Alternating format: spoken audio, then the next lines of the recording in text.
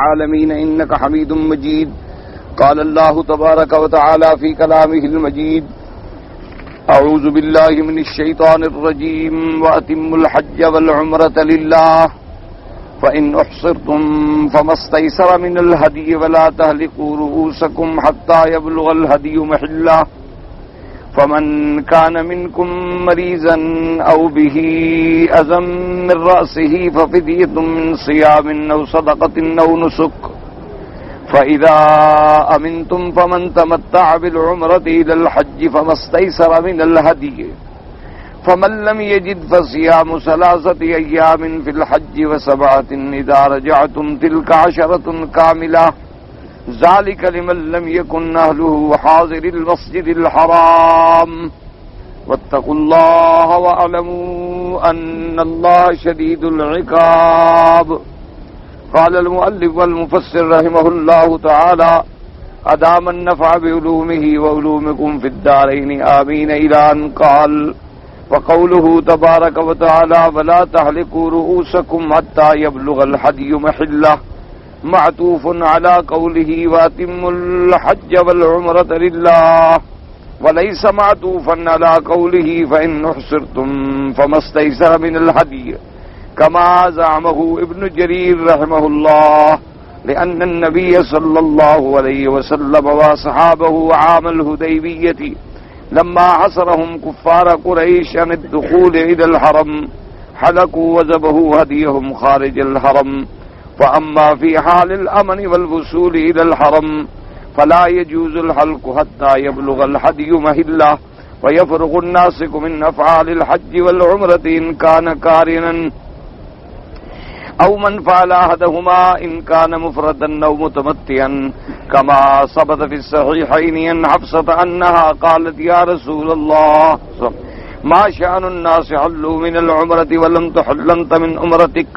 فقال: إني لبت رأسي وقلدت هدي فلا أحل حتى أنحر.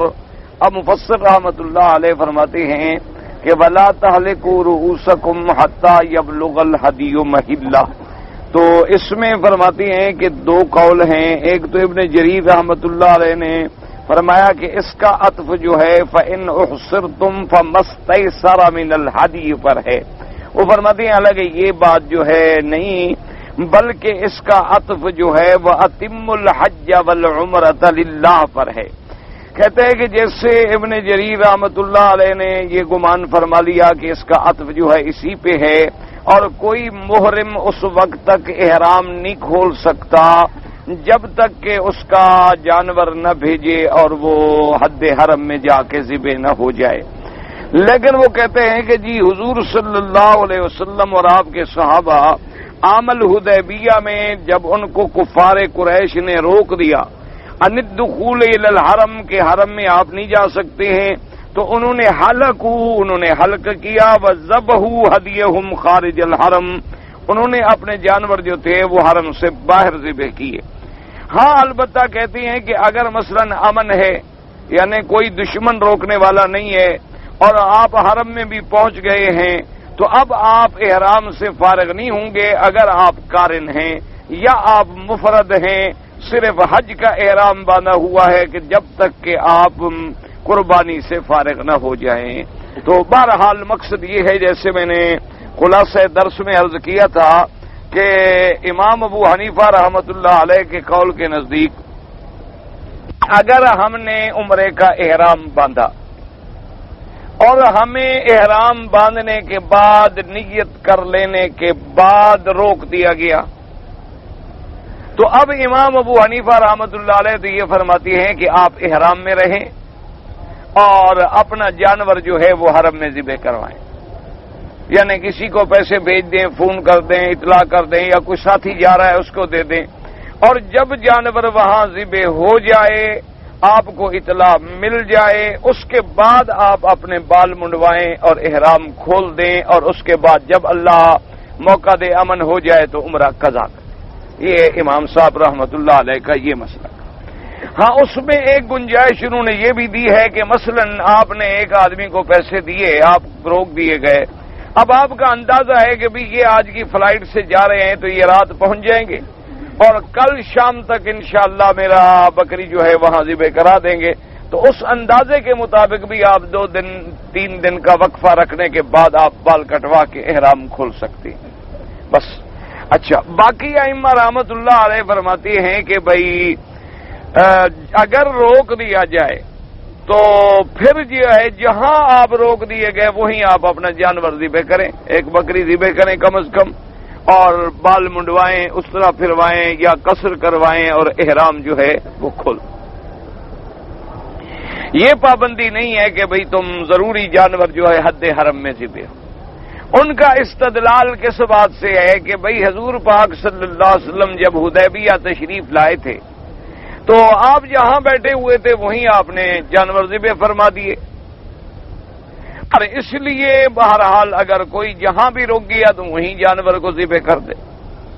اور اسی لیے اب مفسر رحمت اللہ علیہ فرماتے ہیں کہ بھئی یہ آیت جو ہے نا وَلَا تَحْلِقُوا رُؤُوسَكُمْ حَتَّىٰ يَبْلُغَ الْهَدْيُ مَحِلَّهُ، اس کا عطف جو ہے أَتِمُّ الْحَجَّ وَالْعُمْرَةَ لِلَّهِ پہ ہے، فَإِنْ أُحْصِرْتُمْ فَمَا اسْتَيْسَرَ مِنَ الْهَدْيِ پہ اس کا عطف نہیں ہے، بلکہ اس کا عطف کیوں؟ اگر فَإِنْ أُحْصِرْتُمْ پر عطف مان لیں تو پھر امام ابو حنیفہ رحمۃ اللہ علیہ کی بات ماننی پڑتی ہے۔ تو اب آپ خود قرآن میں غور کریں، دیکھیں کہ بھئی قول راجح کس کا ہے۔ ویسے تو سب اللہ کروڑوں رحمتیں فرمائے، سب حق پر ہیں۔ دیکھیں جی وَأَتِمُّ الْحَجَّ وَالْعُمْرَةَ لِلَّهِ فَإِنْ أُحْصِرْتُمْ فَمَا اسْتَيْسَرَ مِنَ الْهَدْيِ وَلَا تَحْلِقُوا رُؤُوسَكُمْ۔ طيب یہ عطف معطوف قریب ان أُحْصِرْتُمْ ہے یا أَتِمُّ الْحَجَّ ہے؟ عطف ہمیشہ معطوف قریب پہ ہوتا ہے کہ معطوف بعید پہ ہوتا ہے؟ معطوف علیہ قریب موجود ہے تو بعید میں جانے کی ہمیں کوئی ضرورت ہے؟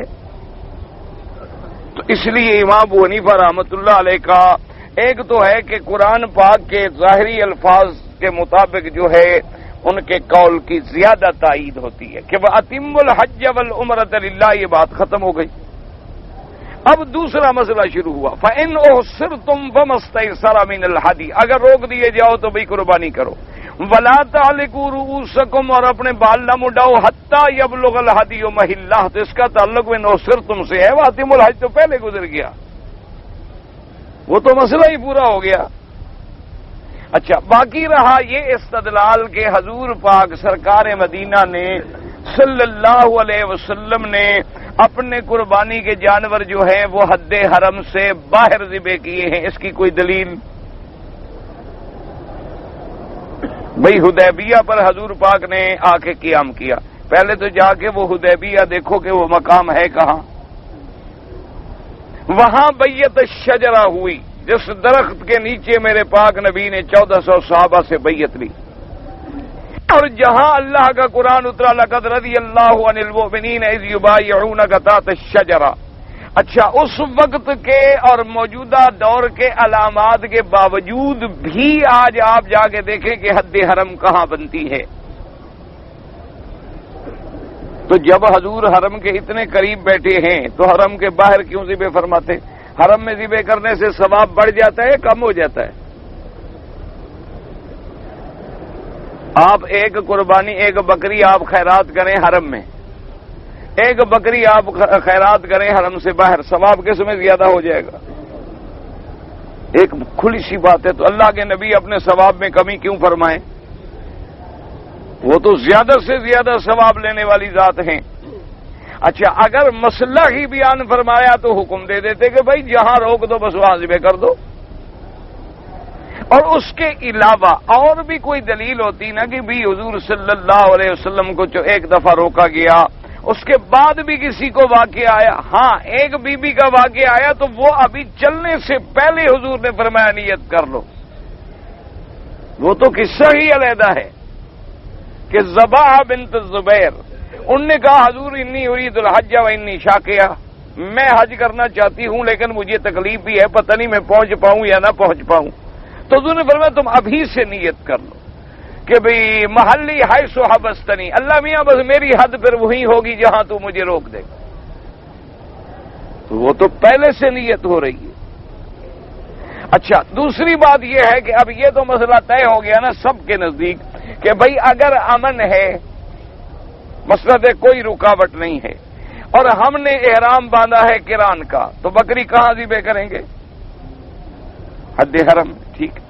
اچھا، ہم نے احرام باندھا ہے حج افراد کا، افراد کے لیے واجب نہیں، لیکن اگر کوئی کرنا چاہے نیت کر لے کہ میں بکری کروں گا، وہ بھی کہاں ذبح کرے گا؟ مینا میں۔ اچھا، ہم نے احرام باندھا تمتع کا، عمرہ کر کے فارغ ہو گئے، پھر ہم نے 8 کو احرام باندھا حج کا، اب بکری کہاں کریں گے؟ مینا میں، کیونکہ امن ہے، کوئی رکاوٹ نہیں۔ چلو، آج اگر فرض محال ایک آدمی کو ایئرپورٹ پہ روک دیا گیا، کوئی دشمن تو درمیان میں ہے ہی نہیں، وہ تو کاغذوں میں غلطی تھی، روک گیا، امن تو ہے۔ مسئلے کو سمجھو، مسئلہ یہ ہے کہ ہم آ رہے تھے، مثلاً آپ سفر کر رہے تھے، اور آپ جب ایئرپورٹ پہ آئے، آپ کا پاسپورٹ تیار ہے، سیٹ اوکے ہے، آپ نے احرام باندھ لیا، سب کچھ کر لیا، لیکن جب آپ آئے امیگریشن میں تو انہوں نے کہا کہ جی آپ کے ویزے میں کوئی گڑبڑ ہے، نام غلط ہے، نام صحیح نہیں پڑھا جا رہا، آپ اگر صحیح نہیں کرائیں گے تو آگے آپ کو روک دیں گے، لہذا آپ رک جائیں، آپ کل جائیں۔ تو اب امن تو موجود ہے، اب تو کوئی رکاوٹ نہیں، یا تو آپ احرام میں رہیں، ٹھیک کرائیں اور واپس آئیں، اور اگر آپ رک گئے ہیں نہیں آ سکتے تو پھر بھی درمیان میں دشمن تو کوئی نہیں نا، ہمارے کاغذ میں غلطی نکل آئی، راستہ تو معمون ہے، 2 لوگ آ رہے ہیں، ہم آسانی کے ساتھ بکری حرم میں ذبح کرا سکتے ہیں، اور قرآن پاک نے ہدی کے لیے ایک جگہ مقرر کر دی ہے کہ حتی یبلغ الہدی محلہ، اور اس میں کوئی پابندی نہیں لگائی قرآن نے کہ کون سی ہدی۔ پورے قرآن کو پڑھیں، یا تو اللہ نے قرآن میں پابندی لگائی ہو بھی ہدی صرف قران والی، تمتع والی، افراد والی تو ذبح ہو مینا میں، اگر احصار والی ہے تو وہ ذبح نہ ہو مینا میں۔ قرآن تو کہتے ہیں حتی یبلغ الہدی محلہ، جب تک کہ قربانی کا جانور اپنے مقام پہ پہنچے، اور اس کا مقام کون سا ہے؟ ہدیم بالغ الکعبہ، کہ وہ قربانی کے جانور کا مقام کون سا ہے؟ مینا۔ یعنی آپ اگر اپنے ملک میں حج والے دن 100 بکری بھی ذبح کر دیں تو ادا نہیں ہوگی، کیونکہ وہ اپنے محل میں نہیں پہنچی، وہ اپنے مکان میں نہیں پہنچی، اس کی جگہ ہی حرم ہے کہ وہ حرم میں آ کر ذبح ہوگی۔ تو لہذا بہرحال ہم تو چونکہ جمیع ائمہ کرام اور جمیع محدثین عظام کا دل سے الحمدللہ احترام کرتے ہیں، اور اللہ ہمیں بے ادبیوں سے بچائے، اور ہمارا یہ بھی عقیدہ ہے اور یہ بھی ہمارا یقین ہے کہ سب ائمہ حق پہ ہیں، انہوں نے مسئلے کے وصول کے لیے پوری کوشش کی، لیکن اگر کوئی اس مسئلے پہ نہیں پہنچ سکا تو اس کی کوئی غلطی نہیں، کیونکہ اس نے جو اجتہاد کیا ہے، اگر وہ پہنچ گیا تو اللہ پاک اس کو ڈبل اجر عطا فرمائیں گے، ایک محنت کرنے کا، ایک صحیح مسئلے پہ پہنچنے کا، اور اگر وہ صحیح مسئلے پہ نہیں پہنچ سکے پھر بھی ان کو ایک ثواب ملے گا کہ انہوں نے تو محنت کی، انہوں نے تو کوشش کی۔ یہ علیحدہ بات ہے کہ وہ صحیح جگہ پہ نہ پہنچ سکے، کیونکہ حالات جو ہیں ایسے الجھ جاتے ہیں کہ آدمی سمجھ نہیں پاتا، مسئلہ سمجھا کرو۔ اب دیکھیں نا جی کہ ایک دفعہ قاضی ابن ابی لیلہ کی خدمت میں ایک عورت کا مقدمہ پیش ہوا، ایک عورت کا مقدمہ پیش ہوا، بہت بڑے عالم ہیں قاضی ابن ابی لیلہ، بڑے عالم، بڑے قاضی، بڑے محدث، بڑے نام والے آدمی، اللہ ان کی قبروں پہ کروڑوں رحمتیں فرمائے۔ اچھا، عورت نے کسی آدمی پہ قذف کیا تھا، تہمت لگائی، اس کو کہا تھا کہ تم 2 زانیوں کے بیٹے ہو،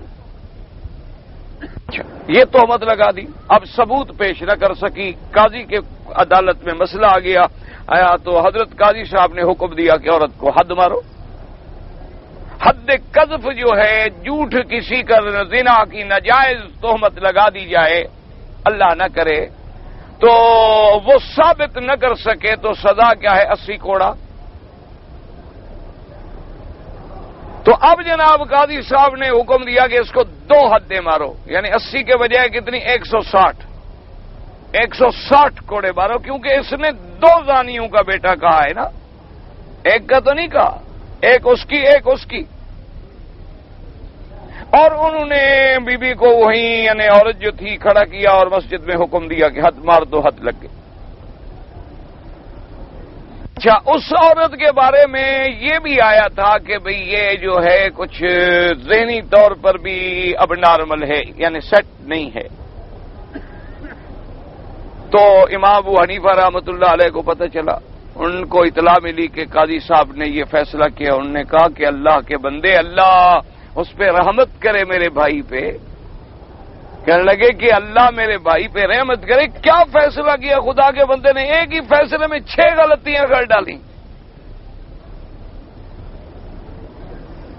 ایک فیصلے میں 6 غلطیاں. کہ پہلے تو 2 حدیں مار دی، حالانکہ 2 حدیں جمع ہو جائیں تو پھر ایک ہی کافی ہے. ایک حد دوسرے میں داخل ہو جاتا.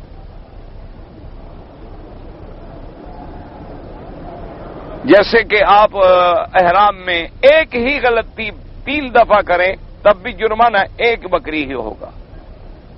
یہ نہیں ہے کہ وہ اسی غلطی کو آپ نے 3 دفعہ دہرایا ہے تو 3 بکریاں آپ پہ پڑ جائیں. نہیں.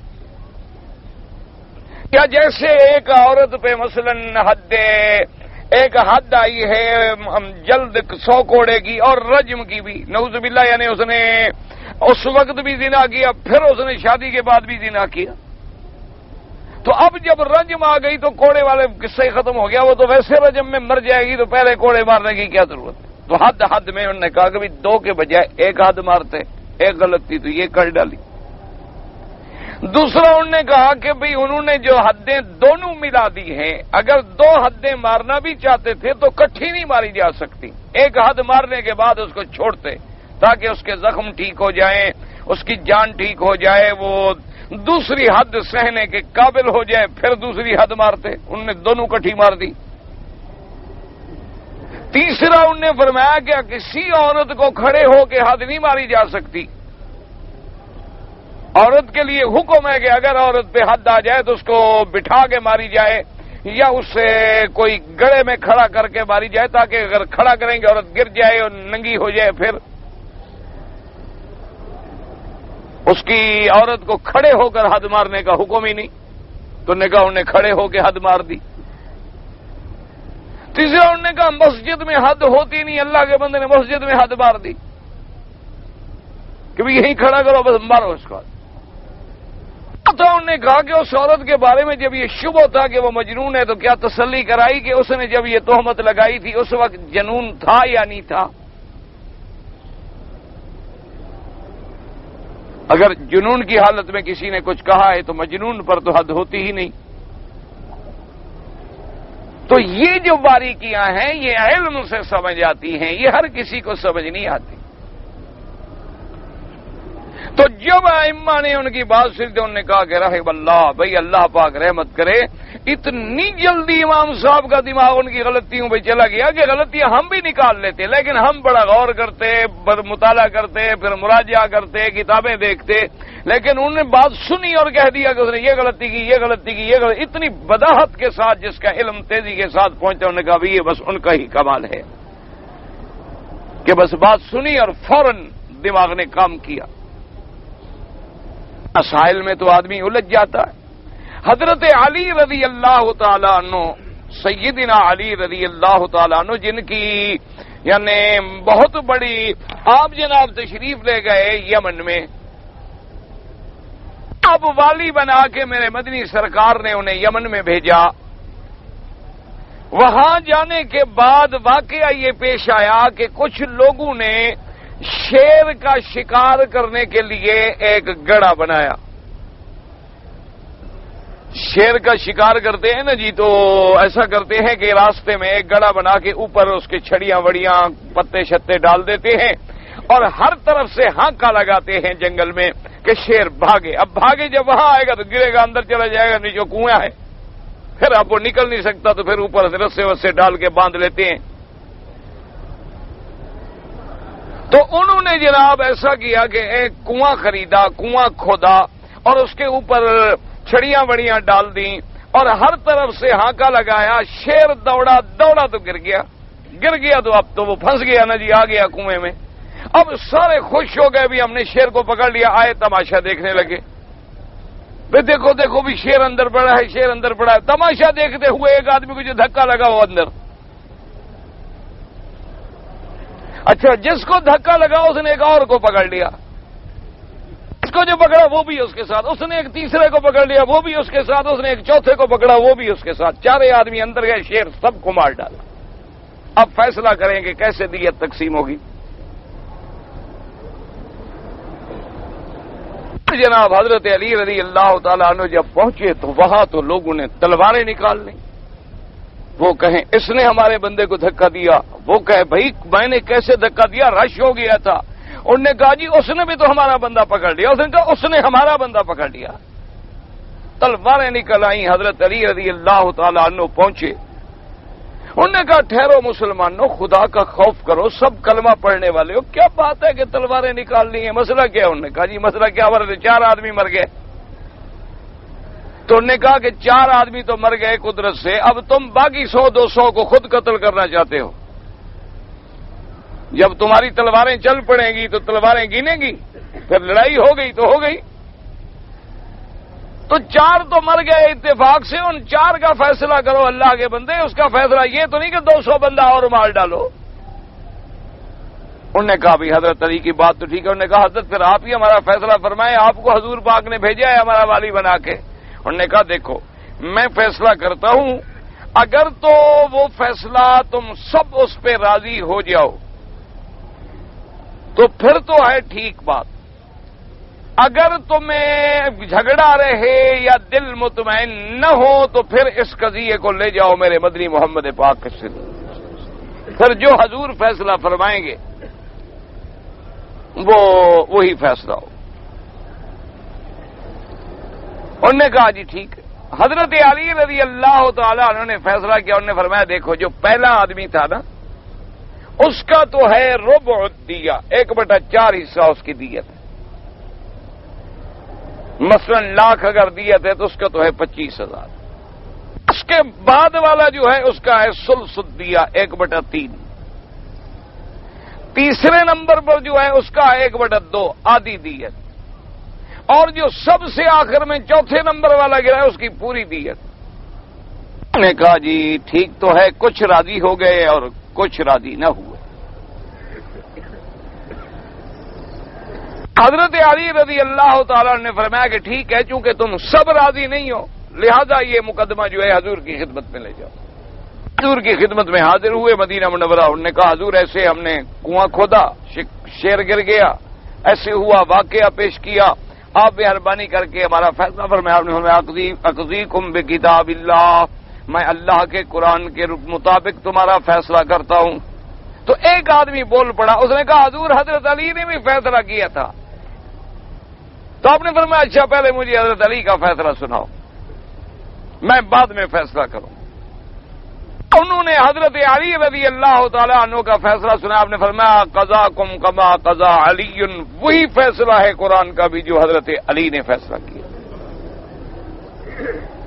اب مہر لگ گئی حضرت علی کے فیصلے کہ اللہ کے نبی نے فرما دیے, کیونکہ پہلا آدمی جو گرا ہے وہ بھی تو کچھ متوجہ تھا نا, اس لیے اس کی دیت سب سے کم بنی.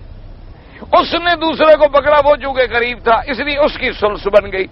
اس نے جس کو پکڑ لیا اس کا تو بہت کم قصور تھا, اس کی نصف دیت دینی پڑی. جو بالکل آخر میں تھا اس بیچارے کا تو قصور ہی کوئی نہیں, وہ تو تھا ہی دور, اس کو تو تیسرے نے ویسے پکڑ لیا لہذا اس کی پوری دیت دینی پڑی.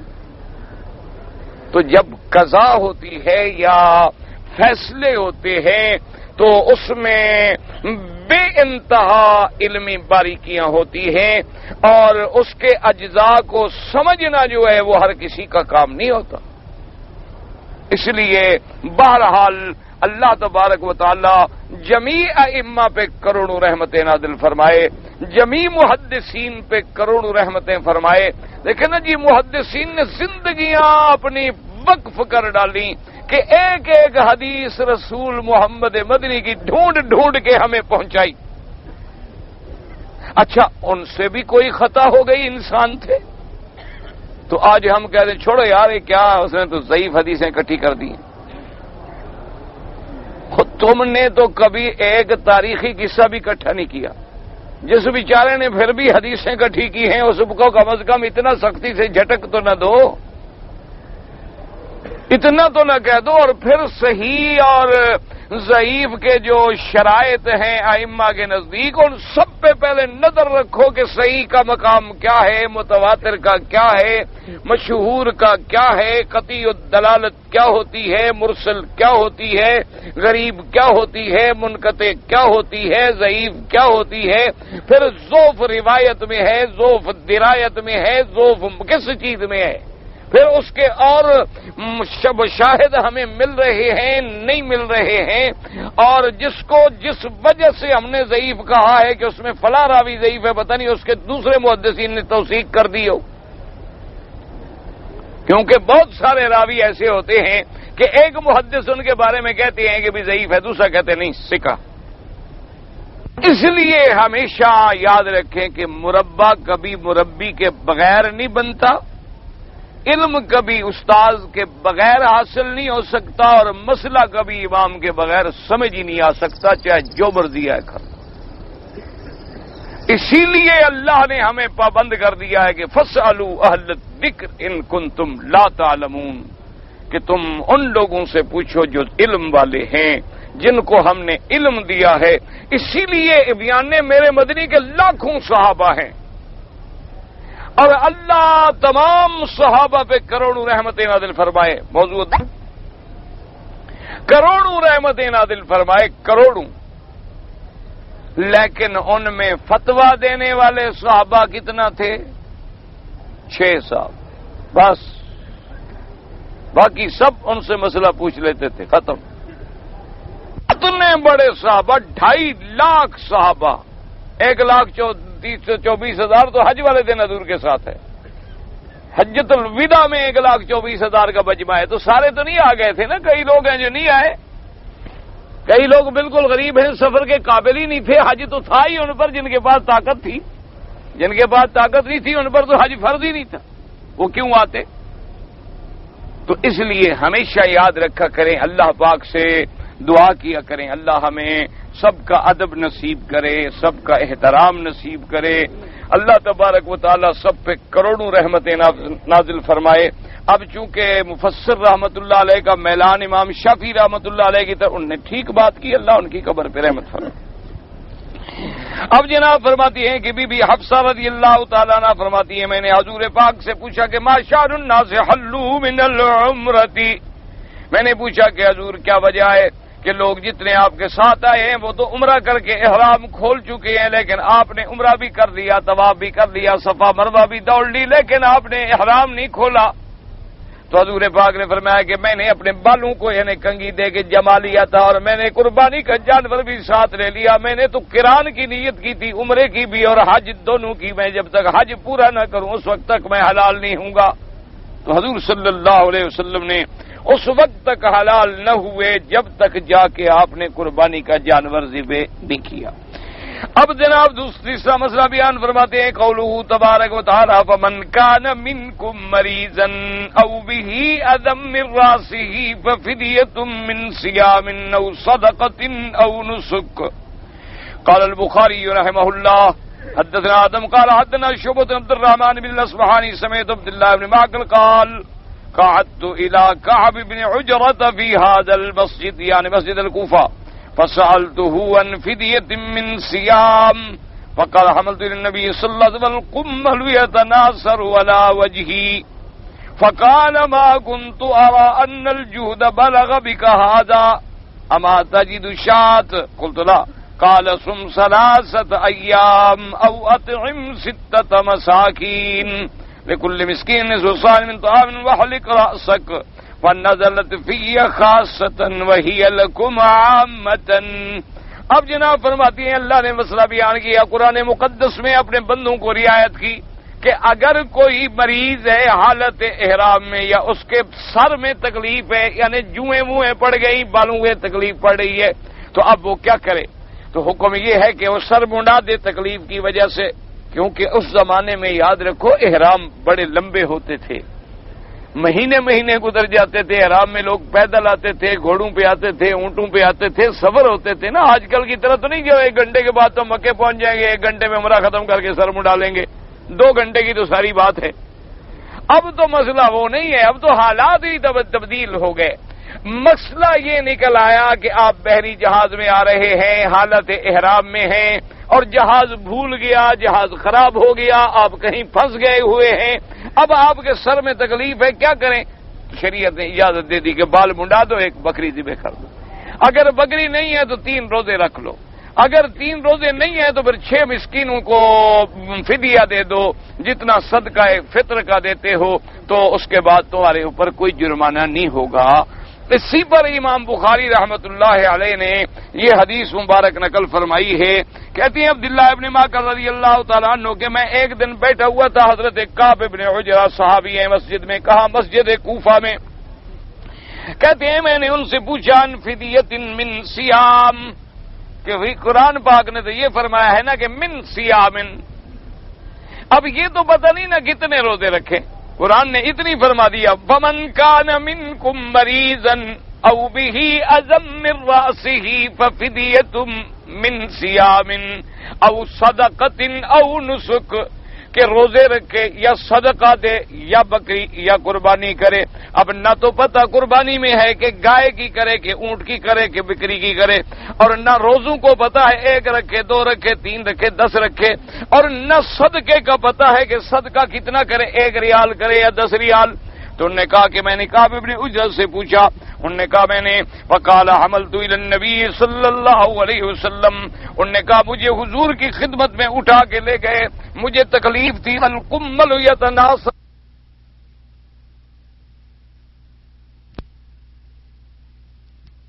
پہ گر رہی تھی، فقال ما كنت ارى ان الجهد بلغ بك هذا، حضور نے فرمایا مجھے نہیں پتا تھا کہ تم اتنی تکلیف میں ہو، اما تجد شاطن، کیا تمہارے پاس بکری ہے؟ قلت لا، میں نے کہا حضور بکری بھی نہیں ہے میرے پاس، تو آپ نے فرمایا صم 3 ایام، 3 روزے رکھ لو، او اطعم 6 مساکین، یا 6 مسکینوں کو کھانا کھلاؤ، کیا مانا؟ لکل مسکین نصف صاع من طعام، ہر مسکین کے لیے آدھا سا جو ہے طعام کا، یعنی جو بھی ہے چاول ہے گندم ہے جو چیز ہے دے دو۔ بہلک راسا کا، اپنے سر کو منڈا ڈالو، یہ تمہاری تکلیف تو ختم ہو نا، تمہاری جوئیں گر رہی ہیں۔ قال فنزلت فی خاصۃ وہی لکم عامۃ، تو صحابی نے کہا کہ حالانکہ یہ آیت تو اس میرے واقعے میں اتری تھی، لیکن اللہ نے سارے اپنے بندوں پہ رحم فرما دیا کہ حکم عام ہو گیا، حالانکہ تکلیف تو مجھے تھی، لیکن اللہ نے جو رعایت فرمائی تو پھر ساری دنیا کے لیے رعایت ہو گئی، تمام مسلمانوں کے لیے قیامت تک رعایت ہو گئی کہ اب بھی کوئی پیشہ۔ وقال الامام محمد حدثنا اسماعیل قال حدثنا ایوب بن مجاہد عبد الرحمن بن ابی لیلان کعب بن عجرہ قال اتى علی النبی صلی اللہ علیہ وسلم انا اوقد تحت قدر والقمل يتناصر على وجهي او قال حاجبي فقال يؤذيك هوى مراسك، قلت نعم، قال فاحلقه وصم 3 ایام او اتم 6 مساکین او نسک نسیکا او انسک نسیکتن، قال ایوب لا ادری بایتہن بدعا۔ اس میں بھی آتا ہے کہ حضرت کعب ابن عجرہ فرماتی ہیں کہ حضور میرے پاس تشریف لائے اور میں اپنی دیگچی کے نیچے آگ جلا رہا تھا، اور حالت یہ تھی کہ میرے بالوں سے جوئیں جو ہیں گر گر کے میرے چہرے پر یا میرے حاجب کہتے ہیں یہ بھموں پر گر رہی تھی۔ حضور نے فرمایا تو دی کا عوام مراسک، بھئی یہ جوئیں تو یہ تکلیف نہیں دے رہی؟ میں نے کہا جی تکلیف تو دے رہی ہے، میں کیا کروں، تو احرام میں ہوں۔ آپ نے فرمایا نہیں کوئی نہیں، تم بال منڈا ڈالو، 3 دن روزہ رکھ لو، یا 6 مسکینوں کو کھانا کھلا دو، یا ایک بکری جو ہے وہ ذبح کر دو۔ قال احمد ايضا حدثنا هشام قال حدثنا ابو بشر وجاء عبد الرحمن بن ليلان كعب بن عجرة قال كنا مع رسول الله صلى الله عليه وسلم بالحديبية نحن محرمون وقد حصر المشركون وكانت لي بفرة فجعلت الهوى متساقط على وجهي فمر علي النبي صلى الله عليه وسلم فقال يهديك أبا راسك فأمر يحرق قال نزل هذا آية ومن كان منكم مريضا أو به أذى من رأسه فدية من صيام صدقة أو نسك۔ اس روایت میں اتنی زیادہ اہمیت بات ہے کہ جب حدیبیہ کے موقع پر ہم احرام باندھ کے آ رہے تھے، ہم سب حالت احرام میں تھے، مشرکین نے روک دیا کہ ہم عمرہ نہیں کرنے دیتے، اور حالت یہ تھی کہ میرے بڑے بڑے بال تھے، وکانت لی وفرت، بڑے بال میں نے رکھے ہوئے تھے، اور بالوں کی کثرت کی وجہ سے جوئیں پڑ گئی، حفاظت نہ کر سکے بیچارے، کیونکہ وہ تو مجاہد لوگ تھے، رات کٹتی تھی مسلح پہ اور دن گزرتا تھا گھوڑے کی پشت پہ۔ ہماری طرح تو نہیں تھے کہ بس میک اپ میں بیٹھے رہتے تھے، کوئی اندازہ کرے کہ جناب دیکھو جوئیں پڑ گئی تھیں اور یہ ہو گیا تھا اور وہ ہو گیا تھا۔ وہ اس لیے پڑ گئی تھی کہ ان کے پاس تو اتنا وقت ہی نہیں تھا کہ وہ اپنے بال ٹھیک کرتے پھریں. ان کو تو کنگھی دینے کا موقع بھی 2-3 دن کے بعد ملتا تھا. وہ تو انہوں نے تو سب کچھ کیا اور ہم نے سب کچھ گنوا دیا. صحابہ نے تو اپنے دور میں 22 لاکھ مربع میل پہ اسلام کے پرچم گاڑ دیے اور ہم آج اربوں کی عدد میں مسلمان ہیں اور کچھ روز ہمارے ہاتھوں سے جا رہا ہے، آ نہیں رہا. کوئی 1 انچ بھی زمین کا ہمارے پاس آ نہیں رہا، البتہ روز نکل رہا ہے. کبھی ادھر سے نکل گیا، کبھی ادھر سے نکل گیا، کبھی ادھر سے نکل گیا. تو وجہ کیا ہے کہ ہمیں دولت کی ہوس، کراہیت الموت اور موت سے ڈرنا، دولت کا جمع کرنا، اور جب یہ 2 بیماریاں پیدا ہو جائیں تو پھر وہ انسان کو وہ عزت نہیں ملتی. عزت ملتی ہے جہاد میں، کہ جب آدمی موت کا خوف نہ کرے، اللہ کے سوا کسی سے نہ ڈرے. حضرت علی رضی اللہ تعالیٰ عنہ چونکہ بطل من ابطال الاسلام تھے، تو آپ جب دشمنوں سے لڑتے نا جی، اتنی بے جگری سے لڑتے کہ ان کی صفوں کے اندر گھس جاتے اکیلے. تو بعض ساتھیوں نے کہا حضرت اتنی بھی بہادری نہ کریں کہ آپ دشمن کے اندر چلے جاتے ہیں اکیلے. اب دشمن آخر 200 آدمی ہے تو بہادر آدمی 1 کو مارے گا، 10 کو مارے گا، 20 کو مارے گا، اب 200 سے تو نہیں لڑے گا. حضرت علی نے فرمایا کہ بھئی میری موت میرے قریب آنے سے ڈرتی ہے. اس کو سمجھ نہ آئی بات. انہوں نے کہا حضرت موت بھی بلا ڈرتی ہے. انہوں نے کہا موت وقت پہ آئے گی، بلا پہلے بھی آ سکتی ہے. انہوں نے کہا وقت پہ آئے گی. تو انہوں نے کہا ڈرتی ہے قریب کیسے آئے؟ جب وقت نہیں آئے تو آئے کیسے قریب؟ جب وقت آئے گا تو بس آ جائے گی، پھر اندر گھسیں یا نہ گھسیں، بستر پر سوئے ہوئے ہوں گے تب بھی موت آ جائے گی. اسی لیے حضور نے فرمایا کہ آخر امت میں، آخری زمانوں میں ایسے وقت آ جائیں گے کہ جب لوگ زراعت میں اور پیسے میں الجھ جائیں گے اور موت سے گھبراہٹ محسوس کریں گے، تو پھر مسلمانوں کے پاس غلبہ اور عزت جو ہے وہ نہیں رہے گی. اللہ تبارک و تعالیٰ بسنا ورنہ دیکھیں نا جی کہ 1400 سال گزر گئے، ہم ضعیف الایمان ہیں اور ہم کتنا دور ہو گئے محمد مدنی پاک کے پاک زمانے سے.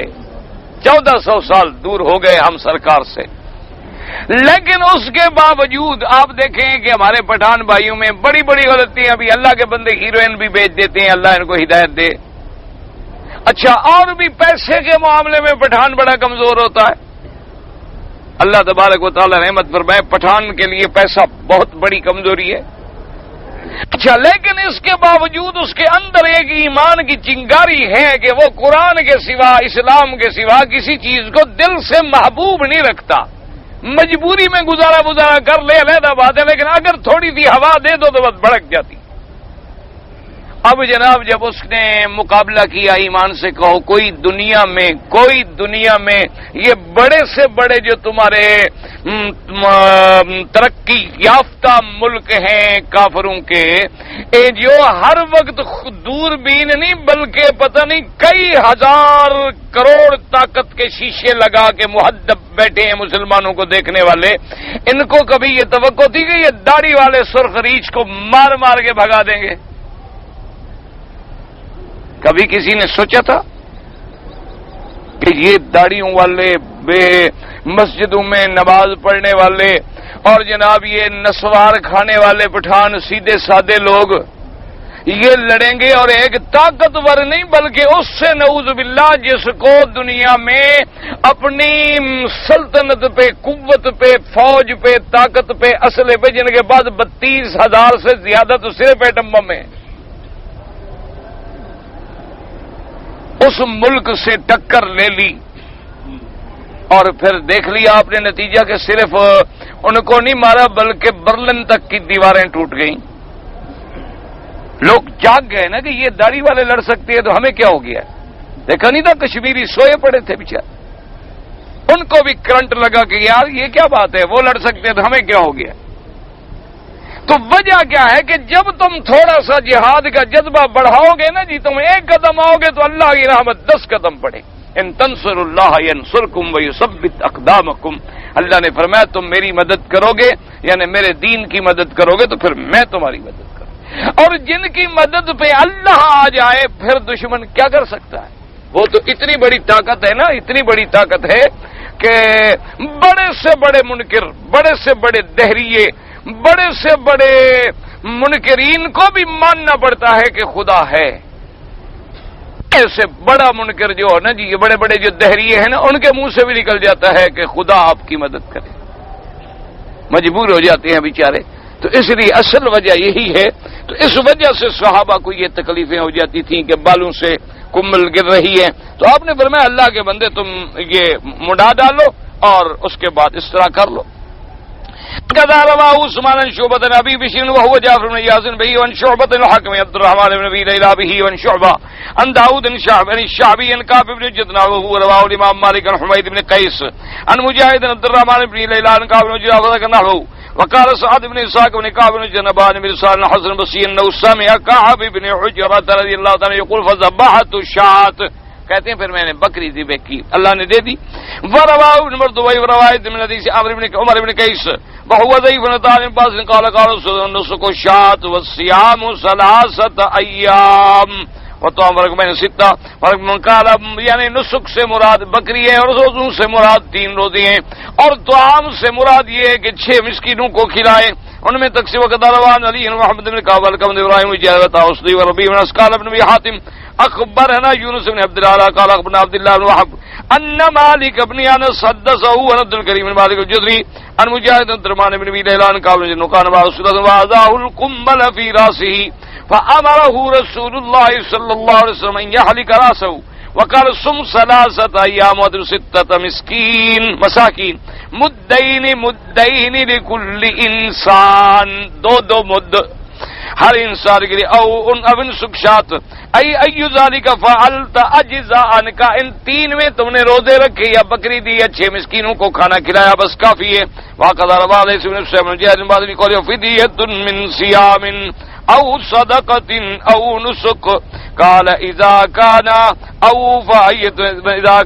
فأية اخذت، یعنی فأية اخذت اجزاء عنك قال ابن ابي حاتم رواه جابر رضي الله تعالى عنه وعبد العزيز ابراهيم نخي ذاكنا ذلك قلت وهو مذهب الائمه الاربعه رحمهم الله۔ اب مفسر کہتے ہیں کہ یہی مذہب ہے 4 اماموں کا کہ اگر اس کو کوئی تکلیف ہے، سر میں کوئی ایسی چیز ہو گئی ہے اور اس کو مجبوراً یعنی بال منڈانے پڑے ہیں، تو اب اس کا بدلہ کیا ہے؟ یا ایک بکری ذبح کرے یا 3 روزے رکھ لے یا 6 مسکینوں کو کھانا کھلا دے۔ وعامة العلماء انه يخير في هذا المقام، اور اس کو یہ بھی اختیار ہے کہ ان 3 میں جو چاہے کر لے، ان شاء صام و ان شاء تصدق بفرق وصلات 3 لكل مسكين الصائم وهو مدان وان شاء ذبح شاة وتصدق بها على الفقراء اي ذلك فرجه ولما كان لفظ القرآن في بيان السجاب الاسهل فالاسهل۔ اب مفسر فرماتے ہیں کہ اللہ کا کرم دیکھو، اللہ نے قرآن پاک میں پہلے اس آسان سے آسان کو پہلے ذکر کیا، مشکل کو بعد میں ذکر کیا۔ ففدیۃ من صیام، یا تو 3 روزے رکھ لے، کوئی پیسے بھی نہیں لگتے، او صدقۃ، یا روزے نہیں رکھ سکتا تو چلو صدقہ کر دے 6 مسکینوں کو، یعنی نصف سا دے دے، او نسک، یا بکری، تو بکری بعد میں ذکر کی، نرم چیز پہلے ذکر کی۔ یہ بھی اللہ تبارک و تعالیٰ کی رحمت اپنے بندوں پہ۔ فلما امر النبی صلی اللہ علیہ وسلم افضل فالافضل، لیکن جب حضور نے کعب بن عجرہ کو ہدایت کی تو آپ نے پہلے افضل بتایا، اب فرمایا انسک شاطن، بکری ذبح کرو، او اطعم 6 مساکین او صم 3 ایام فکل حسن فی مقامہ وللہ الحمد والمنہ۔ یعنی اللہ نے تو نرمی کی اپنے بندوں سے، لیکن میرے مدنی نے افضل سے شروع کیا۔ بھئی افضل تو بکری ہے نا، پہلے بکری ذبح کرو، بکری نہ ہو تو 6 مسکینوں کو کھانا کھلاؤ، اچھا پھر وہ نہ ہو تو پھر اس کے بعد 3 روزے رکھ لو۔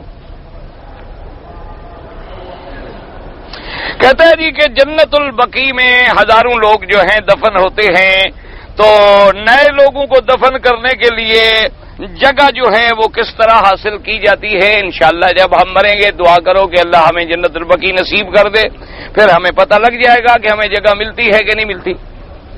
ابھی تو آپ بھی زندہ ہیں، میں بھی زندہ ہوں، دعا کرو اللہ ہمیں ایمان پہ موت دے اور مدینے کا دفن دے اور مدینہ منورہ میں دفن ہوں۔ خدا کے بندے اب جنت البقیع بڑھ بھی گئی، کتنی بڑھا دی ہے اب، کہ حضور کے زمانے میں چھوٹی سی جگہ تھی، اب تو میلوں میں بن گئی ہے، اس کا ذرا مربع نکالے نا کتنا نکلتا ہے۔ اچھا، اس کے علاوہ پھر یہ ہے کہ جو جو زمانہ گزرتا چلا جاتا ہے تو لازمی بات ہے قبریں بوسیدہ ہو جاتی ہیں، اور وہاں کچھ بھی نہیں پایا جاتا، کچھ ہڈیاں پائی گئی تو ساتھ دفن کر دی، کیونکہ ہر بندہ جو چاہتا ہے مجھے وہاں دفن کرو تو کیا کریں؟ اب مسئلہ تو یہ ہے کہ نہ دفن کریں تو آپ کہیں گے جی وہاں بھی ہیں، ہمیں جنت البقیع میں دفن نہیں کرتے، اور اگر کریں تو کہتے ہو جی ہماری ہڈیاں نکال کے باہر پھینک دیتے ہیں، تو کریں کیا؟ کوئی تم بھی حل بتاؤ تاکہ ہم ان کو مشورہ لکھیں۔ ہاں، مکان بنائیں کوئی 10 منزلہ، ہر منزل پہ قبریں بنائیں، پھر کہیں گے جی میری اونچی ہے، پھر لفٹ خراب ہو گئی تو مردہ نیچے کیسے آئے گا؟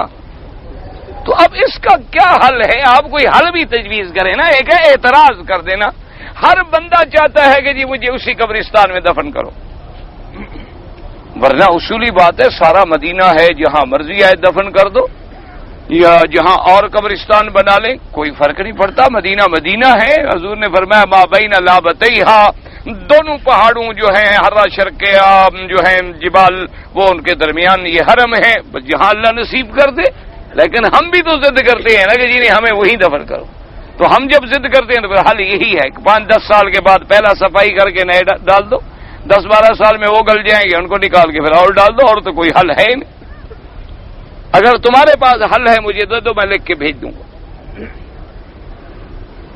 ایک آدمی عرفات سے واپسی مزدلفہ میں آیا، لیکن تھوڑی دیر رکا، عشاء کے بعد رات کو ہی مینا میں آ کے 3 بجے کنکریاں مار کے ماشاءاللہ فارغ ہو گیا، سبحان اللہ۔ ویسے اسے ضرورت کیا تھی تکلیف کرنے کی؟ عرفات سے سیدھا گھر آ جاتا، ضرورت کیا تھی مزدلفہ جانے کی، مینا جانے کی؟ عرفات ہو گیا، بس حج ہو گیا، الحج عرفہ۔ اب وہ جناب ایک تو بکری دے مزدلفہ میں قیام نہ کرنے کی کوئی سبب نہیں، کوئی عذر نہیں۔ حضور نے ان کو اجازت دی تھی جن کے ساتھ عورتیں تھیں یا بچے تھے، حضور خود تو مزدلفہ میں رہے ہیں۔ ایک بکری وہ ہو گئی، ایک آپ نے کنکریاں رات کو مار دی، ابھی وقت ہی شروع نہیں ہوا، ماشاءاللہ ایک بکری آپ اس کی دے دیں، اور توبہ بھی کریں، حج کو حج سمجھیں، مذاق نہ بنائیں، کوئی پکنک تو نہیں نہ چلے گئے اور 2 گھنٹے میں حج ختم کر کے گھر آ گئے۔ حج کرنا ہے حج کرو، نہیں کرنا ہے نہ کرو۔ میں بے روزگار ہوں، میرے لیے دعا کریں، اللہ تمام بے روزگاروں کو روزگار عطا فرمائے، اور اللہ سب کے لیے کام کی آسانیاں پیدا فرما دے۔ جن آدمی نے مغرب کی نماز پڑھائی ہے ان کا نام کیا ہے؟ آپ ان کو مل لیں خود جا کے۔ آپ نے نماز پڑھنی ہے کہ نام پوچھ رہے ہیں؟ نیت میں نام بھی لوگے پھر؟ خانہ کعبہ کے اندر کچھ آدمی جوتے کے اوپر قرآن پاک رکھ کے نماز پڑھتے ہیں، تو ان کے مقدر میں یہی جوتے ہی رہیں گے انشاءاللہ، فکر نہ کرو۔ جتنا وہ اللہ کے کلام کی عزت کریں گے ان کو بھی دنیا آخرت میں یہی عزت ملے گی۔ یہ تو ادب کی بات ہے بھائی، جتنا ادب کرو گے اتنی عزت ملے گی، جتنا بے ادبی کرو گے اتنی تمہاری اپنی بے ادبی ہوگی۔ حضور کی خدمت میں تو قرآن پاک آئے، یعنی آپ اندازہ فرمائیں کہ آپ قرآن تو بڑی شان ہے، تورات آپ نے سرانے سے اتر گئے اور سرانہ آگے رکھا اور تورات کو سرانے پہ رکھا، اور ہم اس کو جوتے پہ رکھ دیں۔ انا للہ و انا الیہ راجعون۔ دعا کرو اللہ ادب دے۔ یہی ہے جن کے بارے میں کہتا رہتا ہوں، یہ بیچارے 2 کتابیں 2 جماعتیں پڑھ لیتی ہیں نا، یہ پھر ماشاءاللہ خود مولوی، خود قاضی، خود مفتی، خود عالم، خود سب کچھ بن جاتی۔ یہی ڈر ہے، اسی طرح یہ دین کو تباہ کریں گے، یہی ڈر ہو۔ دیکھو نا جی، میں اپنے استاد کی بے ادبی نہیں کرتا، اللہ بچائے۔ میں پھر ایک امام ابو حنیفہ رحمۃ اللہ علیہ، امام شافعی، ان کے قول کی بے ادبی نہیں کر سکتا، صحابی کے قول کی بے ادبی نہیں کر سکتا، میں کبھی نبی کے قول کی بے ادبی کر سکتا ہوں؟ بھئی میں تو اپنے استاد کے قول کا بھی کہتا ہوں، مجھے سمجھ نہ بھی آئے میں کہتا ہوں یار میرے استاد نے کہا ہے، کوئی بات ہوگی استاد سے پوچھ لیں گے۔ میں یہ نہیں کہتا کہ جی استاد تم نے غلط کہا، میں زیادہ مولوی بن گیا ہوں، میں نے اب نئی کتابیں پڑھی، استاد ہمارا بوڑھا ہے، پرانی کتابیں پڑھتا تھا۔ تو جب ہم اپنے دل میں استاد کا، قرآن کا، امام کا، ائمہ کا، سب کا ادب ختم کر دیں گے، بس جی ہم تو بس حضور کی مانتے ہیں۔ اللہ سے دعا کرو اللہ ہدایت دے، اللہ ہمیں ادب دے، اللہ تبارک و تعالی ان نوجوان بچوں کو بھی ادب دے۔ کہتے ہیں جی مسجدوں کے باتھ روم جو ہیں ان کا رخ جو ہے اگر دیوار بند ہو تو پھر رخ کسی طرف بھی ہو جائز ہے۔ افضل یہ ہے کہ بند کمرے کے اندر بھی اگر غسل خانہ بناؤ تو رخ کعبے کی طرف نہ کرو، لیکن اگر کمرہ بند ہے تو پھر شریعت میں منع نہیں، شریعت میں وہاں منع ہے جب تم میدان میں ہو، کھلی جگہ ہو تو پھر کعبے کی طرف رخ بھی نہ کرو اور پشت بھی نہ کرو۔ غار ہرا کی ہم نے زیارت کی، راستہ ناقص پڑا ہوا، کریں گے راستہ بنا دیں گے۔ اور حرم میں جب کوئی شاہی خاندان کا آدمی آئے تو اہتمام اور ان کی حفاظت کا انتظام کیا جاتا ہے، بالکل ٹھیک ہے۔ حضرت داؤد علیہ السلام جب نماز پڑھتے تھے وہ نبی بھی تھے، بادشاہ بھی تھے، 30,000 فوجی پہرا دیتے تھے، صرف 30,000، 30,000 حراس۔ حضور صلی اللہ علیہ وسلم پر بھی پہرا لگتا تھا، رات کو آپ سوتے تو پہرا لگتا۔ پھر اللہ نے جب قرآن کی آیت اتاری کہ واللہ یعصمک من الناس، کہ میرا مدنی اب ہم آپ کی حفاظت کریں گے، تو پھر حضور نے فرمایا بھی اب چلے جاؤ، میرے اللہ نے وعدہ کر لیا حفاظت کا، اب پہرے کی ضرورت نہیں۔ تو اس لیے مسئلہ نکلا کہ اگر اللہ حکومت دے، عزت دے، عہدہ دے تو حفاظت ضروری ہے اور حفاظتی انتظامات ضروری ہیں، ورنہ حضرت عثمان کہاں شہید ہوئے، حضرت عمر کہاں شہید ہوئے؟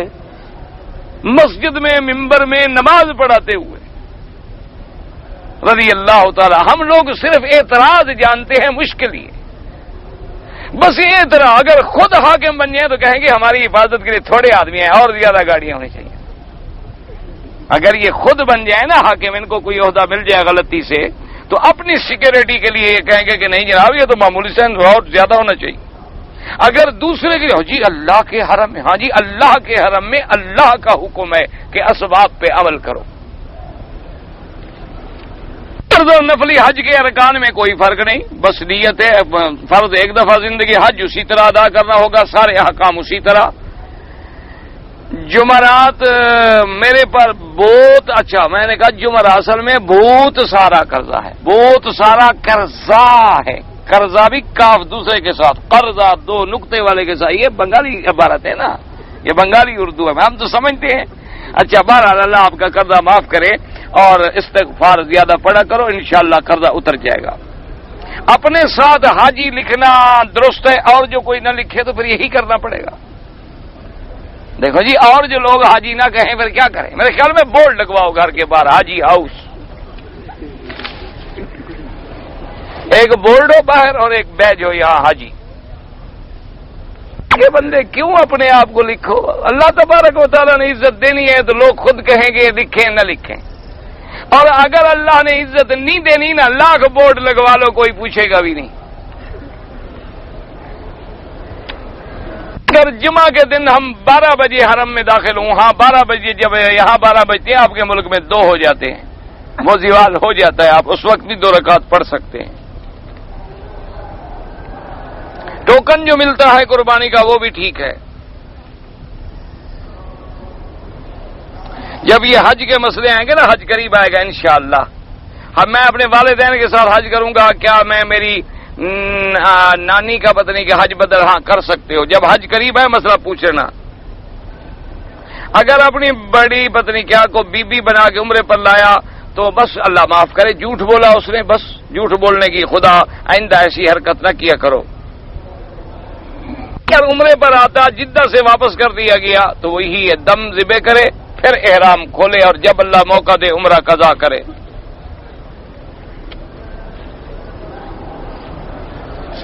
اگر مکے میں ایک آدمی رہائش رکھتا ہے اور وہ اشہر حج میں باہر چلا گیا، میقات سے باہر، واپسی پہ عمرہ کیا تو اس کا تمتع ہو جائے گا۔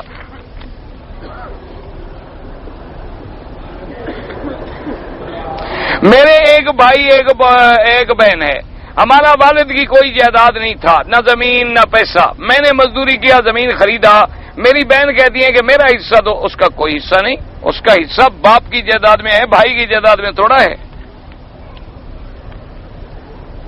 نماز نفل کے وقت جو اوقات جو ہیں مکروہ ہیں، ہاں امام ابو حنیفہ رحمۃ اللہ علیہ کے نزدیک تو مکروہ ہیں، تو اس لیے حضور کا فرمان ہے کہ بھئی فجر کے بعد نماز نہ پڑھیں جب تک سورج نہ نکلے، عصر کے بعد نہ پڑھیں جب تک سورج ڈوب نہ جائے. یہ حضور کا فرمان ہے، کوئی امام اپنی طرف سے نہیں کہہ سکتا.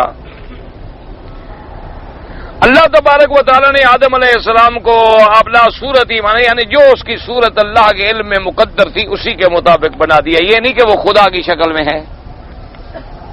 تشریق کے دن روزے رکھنا جو ہے وہ ایام کھانے پینے کے ہیں اور روزے رکھنے کے نہیں ہیں. ایام اکل و شرب.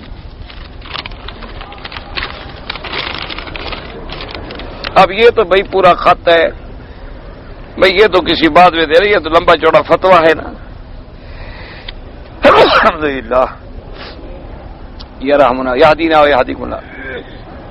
میں نے بیمار ہوا، علاج کی امید نہیں تھی، میں نے خدا سے التجا کی ٹھیک ہو گیا تو 11 نفل روزے حرم شریف میں ادا کروں گا. خدا کے بدل ٹھیک ہو گیا ہوں، مجھے کفیل نے 5 دن کی چھٹی دی ہے تو 5 دن ابھی رکھ لو، باقی پھر موقع جب ملے پھر آ کے پورے کر لینا. 11 پورے کرو جو منت مانی ہے. اگر امام کے بعد ہم مثلا 2 رکعت پڑھ چکے تھے، ہم آخری 2 میں ملے ہیں تو کھڑے ہو کے 2 پوری کر لیں. اس میں جو رکعتیں آپ کی رہ گئیں فاتحہ سورت ملا کے پوری کریں. اور بعض ائمہ احناف یہ بھی کہتے ہیں کہ امام کے پیچھے اب مثلا ہماری 2 رکعتیں رہ گئی، وہ کہتے ہیں کھڑے ہو کے 2 رکعتیں چپ رہو، گویا کہ یہ سمجھو میں امام کے پیچھے ہوں، کھڑے کھڑے بغیر کچھ پڑھے ہوئے 2 رکعتیں پوری کرو. اچھا جی، اگر ایک آدمی نے 2 ہفتے کے اندر 3-4 عمرے کی، اپنا حلق خود کیا، کوئی بات نہیں، ٹھیک ہے، جائز ہے، کوئی غلطی نہیں.